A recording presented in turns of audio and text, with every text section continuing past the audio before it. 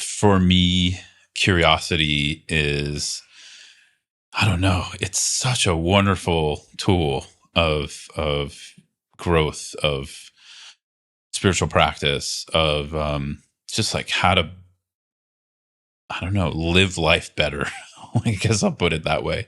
Of course, here I'm going to talk about curiosity in relation to our emotional life, our emotions. But I just wanted to say that, and again, I think we're a diverse group here, and so probably we have a diverse relationship to curiosity. And maybe I'm just a late bloomer in this. I don't know, but curiosity wasn't a strong practice for me until probably about 10 years ago. I mean, I think we're all curious in some way, but maybe I'll describe the kind of curiosity that I'd love for us to open our minds to today, and kind of deepen that, even the meaning of what that means for us, possibly. So for me, initially, I think I related to curiosity as a form of a question, as a way to, it wasn't like, it wasn't really a practice for me initially. I think my initial relationship to curiosity was more when I liked something, like when something piqued my interest, or I wanted to pursue it, or it was just a little weird, right? Then I would become more curious about it. There's be this natural, I guess let's call that natural curiosity, a natural curiosity that would arise. This sense of, okay, what is that? I want to know more about that. Or who is that? I want to know more about them. Or, I was a musician for a lot of years, so being curious about different kinds of music and different ways to connect with my instrument, through different methodologies. And then, of course, meeting the Dharma, meeting meditation, we all get curious about that. And that's why we're all here, essentially, is we were curious about exploring our minds, exploring our bodies through meditation. And then I think there's this element of where we can take that initial curiosity, which I think is part of our human nature, and we can make it a real kind of, we can lean into it. We can make it a really strong part of our spiritual path. We can make it a really strong part of our meditation practice and our life and how we explore our life. So like I said, maybe some of you, this is kind of, not so groundbreaking news to you. For me, it took some time to adjust and just recognize how vital and how important it is to my process of uncovering a new relationship to my emotions through active curiosity. So we have natural curiosity, which just might come up for things we like, or, oh, I heard about that restaurant. My friend just, let's try that. Like those kinds of, where actually what it is actually just attachment, but let's leave that aside for a second. Let's just call it natural curiosity. And then there's active curiosity, where we start to take an interest in things that we don't necessarily have an interest in naturally, or we don't necessarily like on face value, but we start to be interested in a deeper exploration or deeper relationship to those things. And opening up a process of curiosity towards those via courage, meaning courage, it takes courage to even open up a process, right? But once we open it, it's this process of leaping into the unknown. It's a process of working with uncertainty. It's a process, in my point of view, of actually needing to develop more somatic awareness. And we can use the word interoceptive awareness, coming from Western psychology, which is just the amount of awareness we actually have about our felt experience. And again, we're all at different levels with that. As I said, I was a pretty late bloomer to even that. So it's taken me many years of focusing on that in meditation to have more interoceptive awareness, or awareness of my felt experience. And so here, what I'm advocating for is an active curiosity in our feeling world, an active curiosity in our emotions, including those that are stressful or uncomfortable. This takes a lot of courage. It's not something we would immediately think, oh, I'm going to do that, or oh yeah, that's going to work. It's actually quite counterintuitive, because when we look at our life, what do we do? I know what I do. So this is more of a question for you. Is this true for you?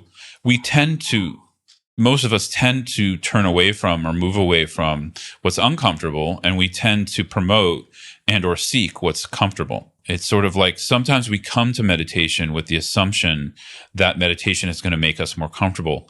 And this is exactly the mentality that's gotten us into trouble so far, because it's caused us to distance ourselves from our feeling world, for a lot of us, myself included. And it actually creates a circumstance where we're less curious.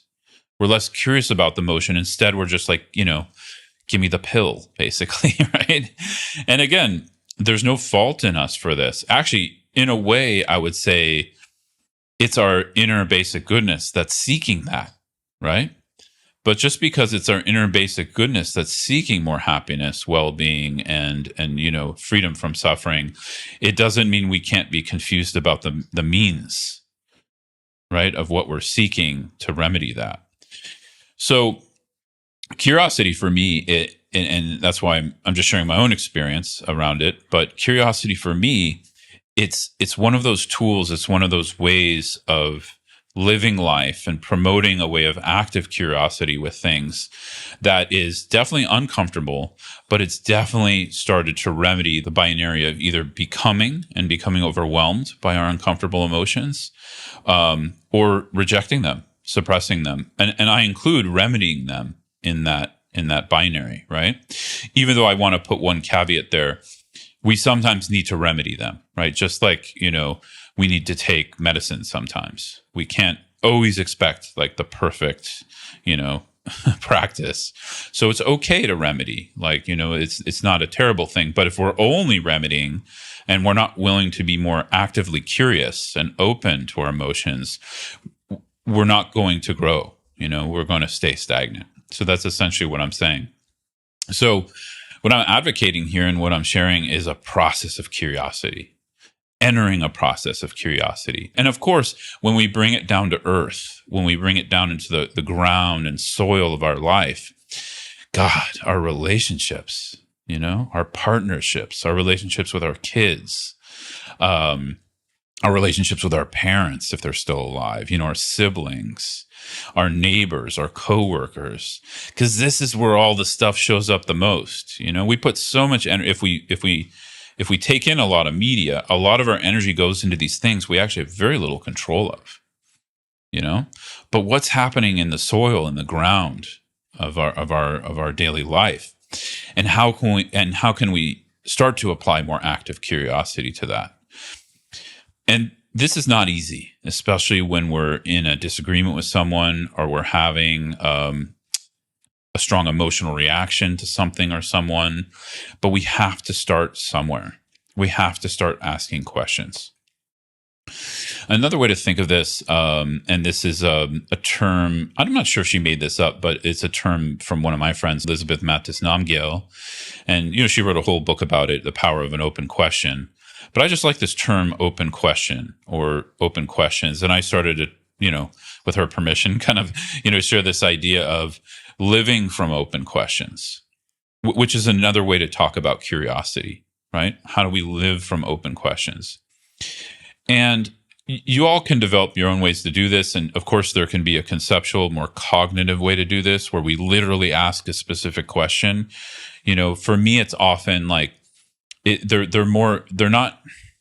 open in the sense that they're more like, oh, I wonder why that person is reacting that way. So the point here is, how do we open up more curiosity? How do we open up more open questions? And when we commit to an active practice of that, it's like that'll start to happen. I don't need to make those for you. I think I'm just giving you some examples of how I work with it, but that'll start to happen. And then how do we do that on the level of embodiment in meditation? How do we do that on the level of emotions? Because of course we can ask conceptual questions of our emotions. I think that's mostly what we do. Why is this happening to me? what did my mom do wrong to me that made this sort of, experience happen? Again, I don't mean to belittle that, but I think we can see where our mind goes. We start to try to figure it out, right? Now, there's room to figure it out. A lot of us are, we're very educated, intelligent people here. And so we can figure it out. We can figure out, oh, yeah, of course, like this situation happened and that. But I just want to ask this question as an open question you can work with as a form of active curiosity. Did that necessarily help your relationship to the emotion?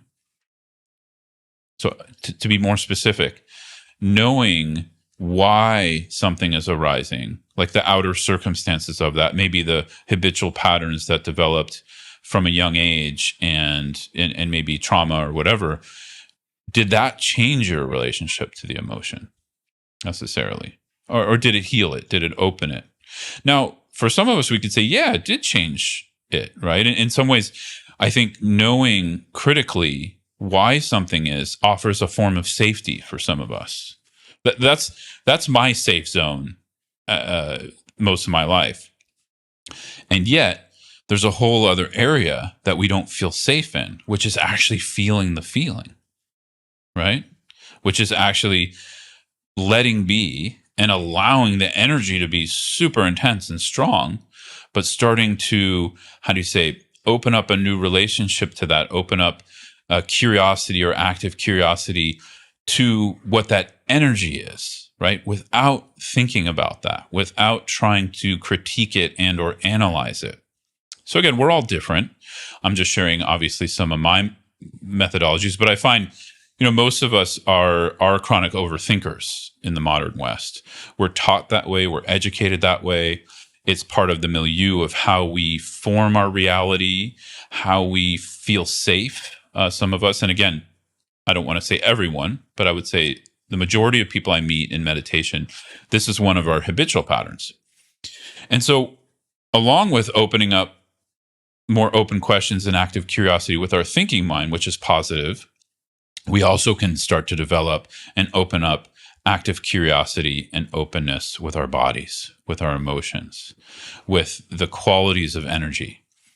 And how do we do that without it becoming a critique from the thinking mind down, right? So from head down to body, even though the head is part of the body, but you know what I mean, just as a metaphor, how do we develop a relationship to the language of the feeling world where we don't have to use thinking analysis to understand it, to know it? And of course, more importantly, how to open up new relationships to it.